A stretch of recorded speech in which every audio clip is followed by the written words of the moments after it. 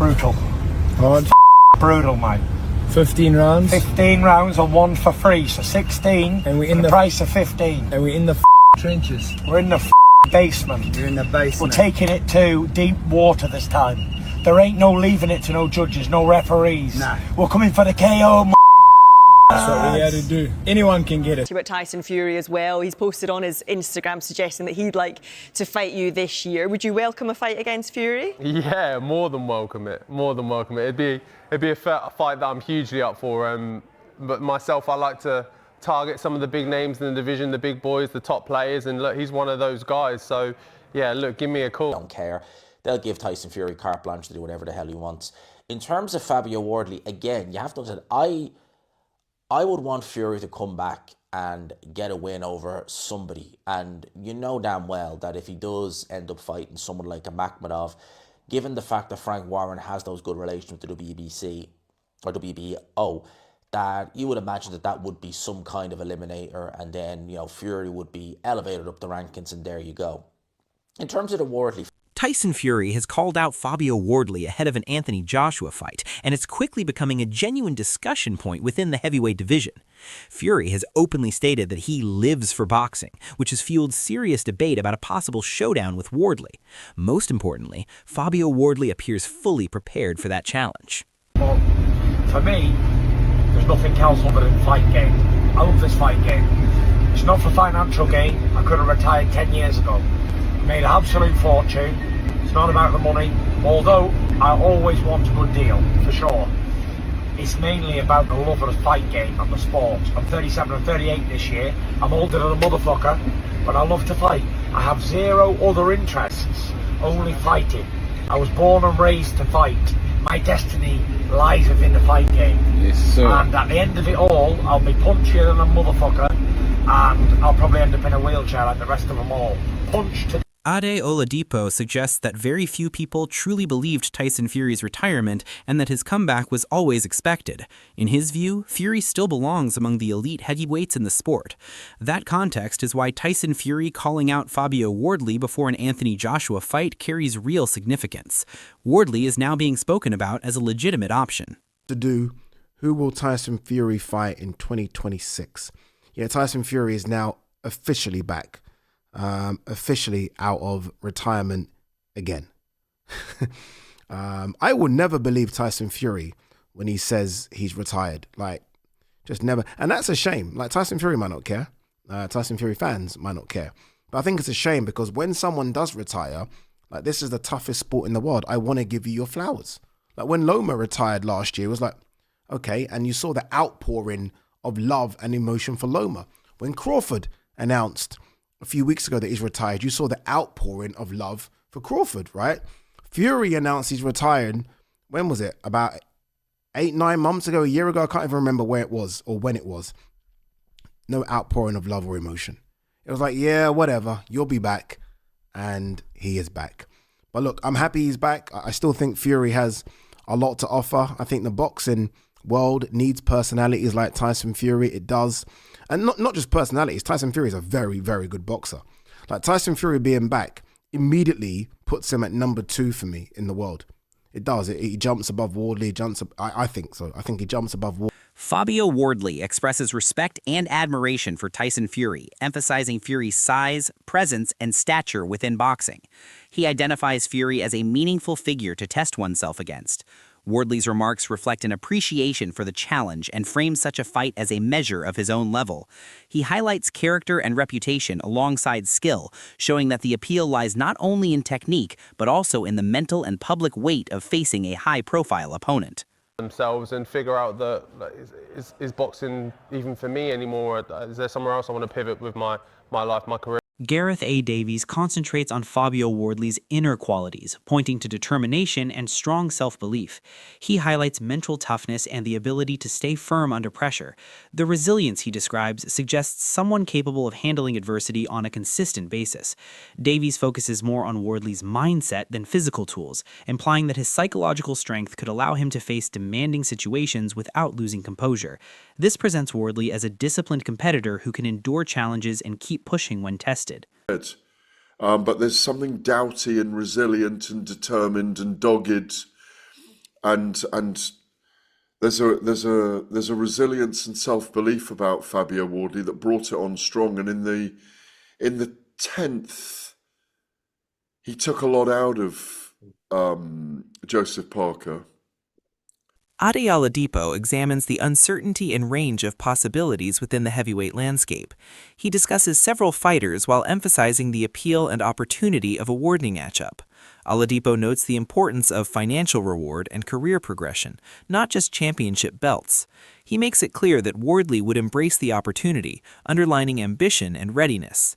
The commentary shows how fighters assess options, balancing professional advancement with personal goals, and reveals the complex thinking behind opponent selection. We won't know for months whether or not AJ fights Fury, whether or not AJ even comes back to boxing.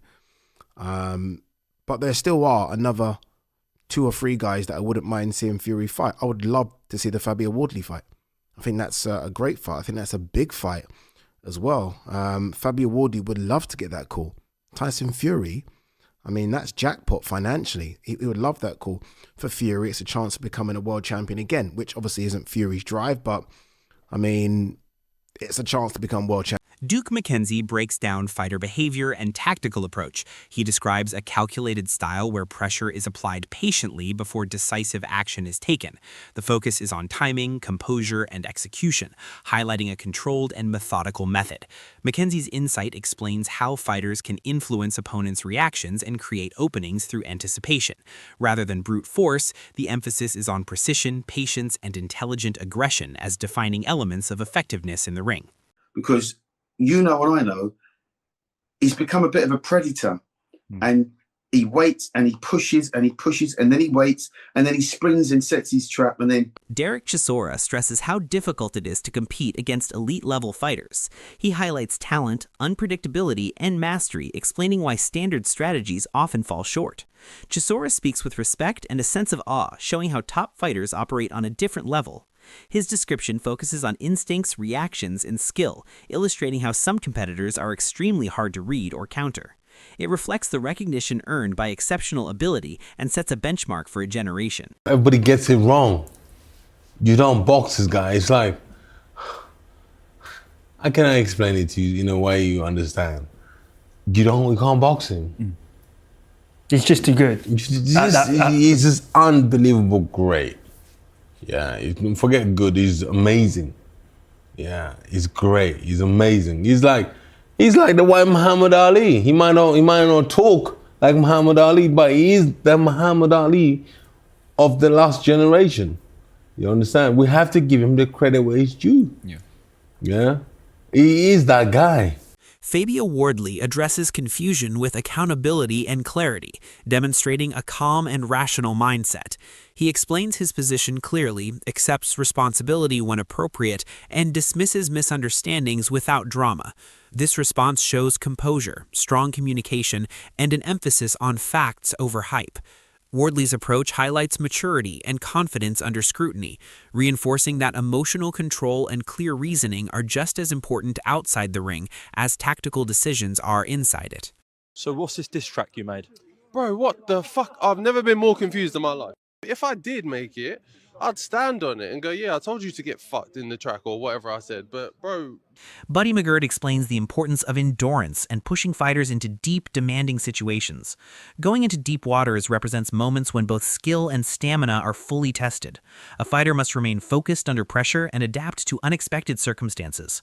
McGirt emphasizes strategy, patience, and mental strength, noting that success is not only about landing punches, but about handling adversity without panic.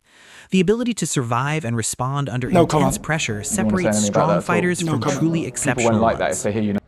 Yeah, it's got to go to the deep waters. Unless somebody slips up and get caught early. But we gotta get them into the deep waters. That's the key. Frank Warren highlights the high-risk nature of certain fights, focusing on intensity and danger.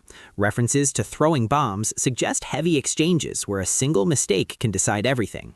His commentary emphasizes commitment, bravery, and an all-or-nothing mentality. It captures the drama and excitement of elite bouts, where timing, precision, and mental toughness are essential. Warren's words reflect boxing's unpredictability and how calculated risks, combined with resilience, often determine who emerges victorious. A KO from Fabio Wardley. Hey, with respect, since that lucky headbutt Dillian White got, we've been offered him a rematch 100 times, and has not. Fraser Clark offers first-hand insight into Fabio Wardley's defining characteristics. He points to a blend of raw power and toughness, showing that Wardley's strength extends beyond physical ability. His punching power is matched by resilience, allowing him to absorb pressure and continue moving forward. Clark's view presents Wardley as a dangerous opponent who can withstand punishment while remaining effective. It highlights how skill, durability, and mental resolve shape a fighter's identity under high-pressure conditions. Obviously, you've been in with Fabio Wardley on a couple of occasions. What are his biggest qualities? Well, you don't need me to tell you nothing more than he can punch very hard. You only have to ask my face. Yeah, he can really bang, and he's gritty. He's tough and he's gritty. That's definitely his strength. Fabio Wardley reflects on experience and longevity, stressing the value of time spent in the ring. The idea of miles on the clock represents exposure to different opponents, styles, and challenges. Each bout adds knowledge, sharpens strategy, and strengthens mental resilience.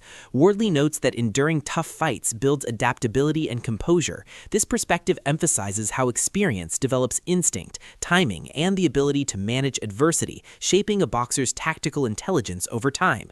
Age, I would say, because he's not the oldest, but time within the sport, potentially. He's been around for a very long time. He's had a lot of fights. I think he's either at or is close to having 40-odd fights. Some of those have been rough wars. Some of those have been pretty good back and forth. Like, he doesn't shy away from a scrap, so he has got a few months. Duke McKenzie separates public image from actual performance, emphasizing that fame can exaggerate perception while true ability is proven in action. The focus is on judging fighters by what they deliver in the ring rather than external distractions. McKenzie stresses that theatrics should never replace preparation, discipline, and execution. His commentary reinforces the importance of objective evaluation, highlighting consistency, focus, and mental clarity as essential for success at the professional level. He went off on one, didn't he? But like I say, you can put all that to one side because he's a celebrity, and celebrities say things all the time that they don't necessarily mean. So Duke McKenzie also analyzes technical weaknesses, noting that even accomplished fighters can have exploitable flaws. He references a specific fight where fundamental lapses became evident. These vulnerabilities may appear in footwork, defense, or timing, and McKenzie highlights how important it is to identify and correct them. Opponents can capitalize on small mistakes, and the ability to adapt mid-fight distinguishes experienced professionals. The analysis underscores the need for continuous improvement and technical awareness alongside power and aggression. But he's also gone behind in certain areas of his technique, which was proven in his last fight against, was it Hooney? Justice Hooney. Justice Hooney, right? Because he was exposed. He was. For his boxing skills. Yeah. Martin Bacole speaks with caution and honesty when assessing potential opponents. He explains that limited exposure to a fighter makes accurate evaluation difficult. Watching a single bout is not enough to judge adaptability, stamina, or decision-making under pressure. His comments underline the importance of thorough preparation and scouting. Understanding an opponent's habits, strengths, and weaknesses is crucial for tactical and mental readiness. Bacole's perspective reflects respect for uncertainty and the complexity of matchmaking in boxing. I don't know him much, and I've only watched him fight once, so I don't know much about him. Tony Bellew emphasizes adaptability and preparation as key components of dominance. Adjusting weight, conditioning, and technique for specific opponents shows both physical readiness and strategic intelligence. Adaptation allows fighters to maximize strengths while limiting weaknesses. Bellew highlights that preparation goes beyond power, involving timing, movement, and pacing. Success depends on balancing conditioning with tactical planning. His insight shows how intelligent preparation elevates a fighter beyond natural ability alone. There's no one who's going to beat him. I just think technically, physically now, he's at the weight and he's adapted and he's adjusted I mean, he's even adjusted and adapted his weight for this fight individually. I mean, he put on how much weight and slowed his actual feet down because Daniel Dubois' feet. Frank Warren draws attention to the behind-the-scenes factors that influence readiness and performance. Issues such as contracts, training changes, and logistical challenges all affect focus and strategy. He points out that what fans see in the ring represents only a fraction of what fighters deal with. External pressures can shape confidence, timing, and risk-taking. Warren's view highlights the importance of context, showing that success often depends on resilience and focus amid offering complications. Well, I mean, I can't speak on their behalf. All I know is that, you know, they were obviously, it seems there's been a lot of legal stuff going on behind the scenes. Considering all these expert perspectives, it's clear that this potential matchup is about far more than power or popularity. The technical insights, mental strength, and strategic thinking discussed throughout reveal how each fighter brings a distinct profile into the ring. From Duke McKenzie's emphasis on timing and patience to Fraser Clark and Fabio Wardley highlighting grit, resilience, and adaptability, the challenge is both physical and psychological. Weaknesses, endurance, and pressure handling will all play decisive roles. Frank Warren's comments on behind-the-scenes factors add another layer, showing how preparation extends beyond training alone. The outcome could hinge on who maintains focus, exploits openings, and executes the smartest plan under pressure. Watch every round closely, share your predictions, and join the discussion by telling us who you believe will take control when it matters most.